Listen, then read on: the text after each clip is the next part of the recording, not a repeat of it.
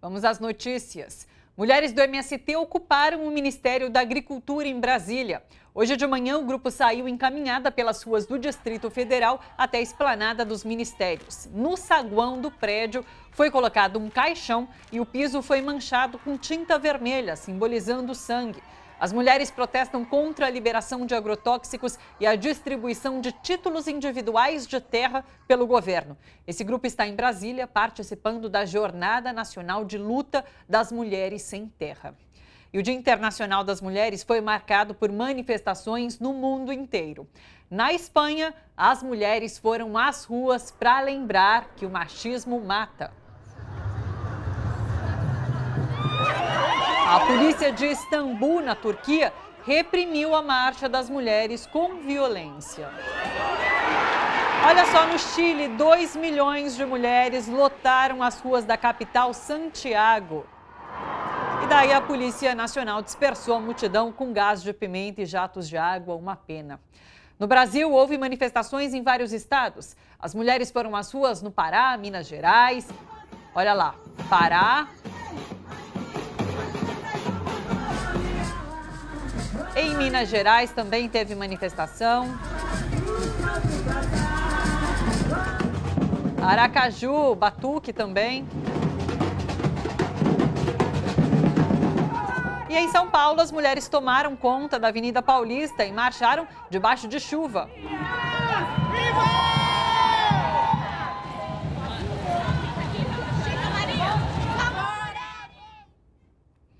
Subiu para 25 o número de infectados com o coronavírus no Brasil. Agora, 6 estados mais o Distrito Federal têm casos confirmados. 4 pessoas se contaminaram no Brasil e 21 fora do país, a maioria em viagem à Itália. Por causa do vírus, a Itália determinou que qualquer pessoa que viva na Lombardia e em outras 14 províncias precisará de permissão especial para viajar, colocando dessa forma em quarentena cerca de 16 milhões de habitantes. Museus e cinemas de todo o país também foram fechados para conter a epidemia. Na China, uma passageira de um avião teve de ser imobilizada depois de tossir de propósito em cima dos comissários de bordo. Ela queria desembarcar antes dos procedimentos de segurança. O desembarque só foi realizado 7 horas depois que a passageira teve resultado negativo no teste do coronavírus. E dia de pânico no mercado internacional. O preço do petróleo desabou, as bolsas caíram no mundo inteiro. O barril do petróleo foi negociado a menos de $40. No Brasil, o dólar disparou e chegou a R$ 4,80. Para evitar quebra, a Bolsa de Valores de São Paulo interrompeu os negócios por meia hora durante a manhã. Para a gente entender tudo isso melhor, conversamos agora com Silvio Catiabava, que é sociólogo, diretor do jornal Le Monde Diplomatique Brasil. Oi, Silvio, tudo bom? Tudo bom, Thalita? Como vai? Tudo bem. Silvio, eu queria que você explicasse para a gente o porquê dessa crise hoje no mercado internacional. Tem muito a ver com uma disputa entre Rússia e Arábia Saudita, né? Explica para a gente. Olha, Thalita, é uma questão delicada, porque ela começa, de fato, com o coronavírus, né? À medida que a China vai deixando de produzir coisas que são insumos, por exemplo, aqui no Brasil, os telefones celulares já estão com problemas de peças. A Anfavea, que é a Associação Nacional das Montadoras de Veículos, está dizendo que pode interromper a produção por falta de produtos. Então, de insumos que vêm da China, as peças. Então, você pode ver que a economia, de alguma maneira, está se desacelerando por causa do coronavírus, né? Aqui, inclusive, nós vamos vender menos minério de ferro para a China, porque ela está desacelerando também. Então, o impacto pode ser forte, né?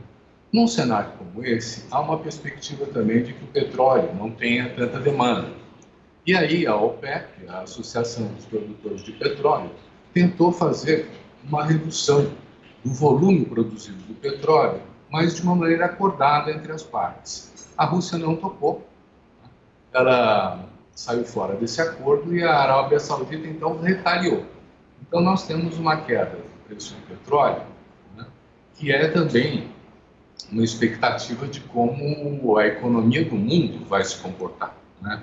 O dólar sobe porque é um refúgio mais seguro para as aplicações que estavam antes em espaços mais especulativos, e a Bolsa está tendo o mesmo impacto. Você veja, inclusive, que o noticiário trata mais da questão da economia e da dinâmica do que da saúde pública, né? E aí tem um italiano, um intelectual, um cientista social, que ele lança uma luz sobre isso. O Giorgio Agamben, ele diz assim: num período em que nós estamos, em que a direita está tomando posse de muitos governos, está se ampliando, é interessante manter a população sob uma condição de terror. Então, isso significa que estão explorando também o coronavírus para manter todo mundo, né? Imagina você circunscrever pessoas em regiões, seja na China, seja na Itália, por exemplo. Você não pode mais sair dali enquanto não provar que tem coronavírus, que não tem. Então, é uma coisa que vai afetar. Você falou do fechamento de cinemas, nós sabemos da suspensão, por exemplo, de torneios internacionais de tênis, de exposições comerciais. Os aviões, as companhias aéreas vão sofrer com isso. Os navios, com aqueles cruzeiros turísticos, também vão sofrer. Os hotéis, os restaurantes. Então, nós temos, de fato, uma situação bastante abrangente, que não se sabe até onde vai em termos da sua profundidade, mas que envolve essa disputa do preço do petróleo, mas um cenário de crise econômica mais abrangente, mais global, que a gente não sabe até onde vai. Exatamente. Já é possível medir impactos a curto prazo, a médio prazo, por conta dessa situação, Silvio?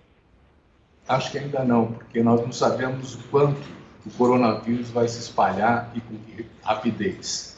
Na China ele foi contido de uma certa maneira, está havendo uma diminuição dos casos. A Itália está num surto que parece que vai inclusive limitar a circulação em algumas regiões das pessoas, e nós estamos tendo em vários outros países do mundo, aqui inclusive no Brasil, né, um aumento desses casos.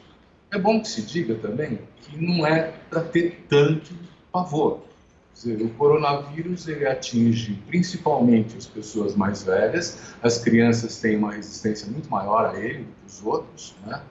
E também tem uma taxa de letalidade, quer dizer, uma taxa de mortalidade baixa. Quer dizer, se você tivesse uma crise ampla de uma gripe, como às vezes acontece, isso também tem incidências, também tem letalidade, não é que nem o coronavírus, mas o coronavírus também não é tudo isso que estão dizendo que ele é. É uma espécie de política de impor o terror para usar os mecanismos de exceção do Estado, não só para conter a crise da saúde, mas também para outras coisas, né? Eu vi agora há pouco que a OMS, a Organização Mundial da Saúde, disse que estamos muito próximos de uma pandemia. E a partir do momento que se declara uma pandemia, para de se tentar conter a propagação do vírus e passa a se trabalhar com as populações em risco. Então, para que essas pessoas, de fato, não contraiam o coronavírus. Então, a gente está chegando, acho que nesse momento de livre circulação do vírus no mundo todo. Veja, quer dizer, tratar as pessoas que não têm significa o planeta inteiro, né? Não é uma coisa tão fácil. E essa pandemia, embora ela esteja sendo sinalizada, ela é uma das muitas coisas que está acontecendo em função do nosso desequilíbrio ambiental. O coronavírus surge porque desmataram aquelas coisas, aqueles vírus que estavam contidos na natureza pelo próprio ecossistema. Ao desmontar o ecossistema, eles começam a aparecer, provavelmente não vai ser o único. Nós temos que prestar atenção em políticas de longo prazo, nesse sentido da sustentabilidade ambiental, da preservação da qualidade de vida do planeta, não é? Quer dizer, de cuidados que nós não temos tido. Claro. Hoje tem Le Monde Diplomatique Brasil aqui na TVT e o tema de hoje, uma pergunta que eu vou querer que você responda agora, inclusive. É o fim da democracia no Brasil? Pois é, essa é a questão. Nós estamos tendo, inclusive, sinais vários, né, de que alguns analistas interpretam que está em curso um golpe de Estado, que o governo Bolsonaro, os filhos do Bolsonaro tal, estariam usando uma estratégia com uma mobilização prevista para o dia 18, com outros elementos, como, por exemplo, as acusações ao governo da Bahia sobre a morte do Adriano, enfim, quer dizer, com indicações várias de que nós podemos estar tendo um momento muito delicado de desafio da nossa democracia. Mas, veja bem, há uma convocação para o dia 18 que é contra o Congresso, contra o Supremo Tribunal Federal. Dia Isso 15. está gerando um incômodo muito grande, dia 15, desculpe.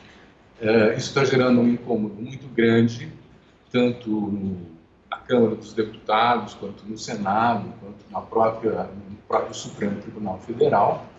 E o que se prevê é que a situação de conflito, a situação de impasse, é tudo que o Bolsonaro quer.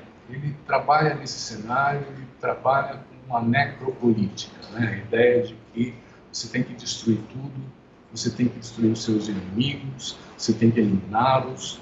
E isso preocupa, porque as nossas instituições têm sido resistentes, mas a direita tem avançado nesse sentido, né? Então, na nossa discussão, que vai estar na TVT às 22 horas, hoje, nós estamos com o Marcos Nobre, que é um cientista social, presidente do SEBRAP, um analista muito de peso da nossa conjuntura, e com, enfim, quer dizer, uma reflexão importante que vai apresentar as alternativas, os cenários, nós vamos ter que avaliar. Não há uma resposta definitiva para essa pergunta, mas que a democracia está em risco, está em risco. Precisamos estar atentos. É isso, Le Monde Diplomatique, hoje às 10 horas da noite. Silvio, muito obrigada pela participação, um beijo para você. É um prazer.